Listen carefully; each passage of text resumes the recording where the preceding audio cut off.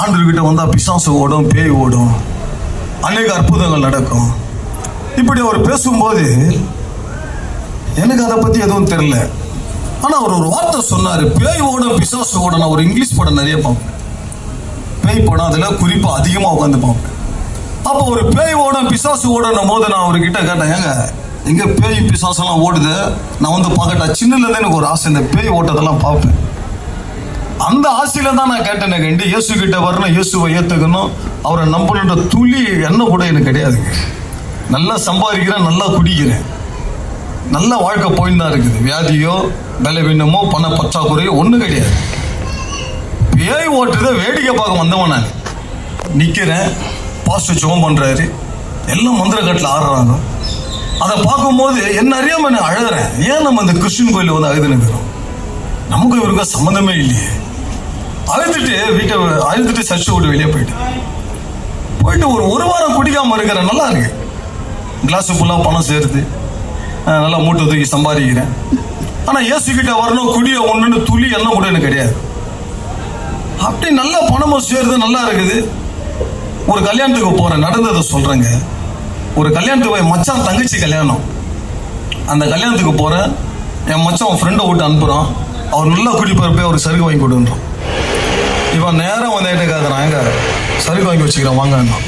அப்போ தான் ஆண்டவர் 3 வாட்டி டைம் தரேன், இவனை இட்டுன்னு போயிடுங்க. 4வது வாட்டி கேட்டால் நான் குச்சிடுவேன், என்னை விட்டுருங்க. இதை தான் சொன்னேன். அதே மாதிரி 4வது வாட்டி வந்து அவன் கேட்டான். நேரம் அவன் கூட போயிட்டேன். அவன் ஊத்துறான், நான் குடிக்கிறேன், ஊத்துறான், நான் குடிக்கிறேன். ஒரு கோட்டர் ஆயிடுச்சு, ஒரு கோட்டர் கட்டிங் ஆயிடுச்சு. ஒரு துளி போதை கூட நிற்கிறேன். 2வது அவன் ஊத்துறான், ஒரு ஆப் ஆயிடுச்சு. அப்பவும் போதை எல்லாம் தெளிவாக நிற்கிறேன். அவனோட கேட்டேன், ஏம்பா சருக்கு வந்து எனக்கு சரியா இல்லை, ஒரு நல்ல சருக்கா வாங்கினவா, அந்த ஒரு 500 ரூபாய் அவங்கள கொடுக்குறேன். அவன் சொல்கிறான், ஒரே கேஸ் வாங்கி வந்துக்கிறேன், ஒரே பிராண்ட் வாங்கி வந்துக்கிறேன், எல்லாம் குடிச்சிட்டு ஆடுறான். உனக்கு மட்டும் ஏன் யார் இல்லை, அப்போ நீ பயங்கர குடிக்காரன் ஆகிட்ட அப்படின்றான். நான் சொல்கிறேன், அப்படிலாம் இல்லைப்பா, நான் குச்சி 1 வாரம் ஆச்சு. ஒரு கோட்டர் குச்சா கூட லைட்டாக எறும்பு கச்சா மாதிரியாவது இருக்கும். ஒரு ஆப்போசிட்டு இருக்கிறேன், ஒரு சொர்ணம் கூட இல்லையே. ஏன்னா திரும்பி பாருண்ணா அப்படின்றான். திரும்பி பார்த்தா எல்லாம் ஆடுறானுங்க. சரி இன்னும் ஊத்துறான், இன்னும் குடிக்கிறேன், வெறுப்பாயிடுச்சு. ஆனால் போடாயிட்டு அந்த கிளாஸை போட்டு எங்கள் அம்மா நான் கோட்டர் குச்சா கூட என்னை கண்டுபிடிச்சிருவாங்க. ஏன்னா அவ்வளோ அம்முகலம் பண்ணும். ஃபேனை தூக்கி எங்கள் அம்மாக்களை ஊற்ற வீட்டை விட்டு வெளியே போகணும். அப்படியே போட்ட துன்மா இருக்கு. நிம்மதியாக விட மாட்டேன் யாரையுமே வீட்டில்.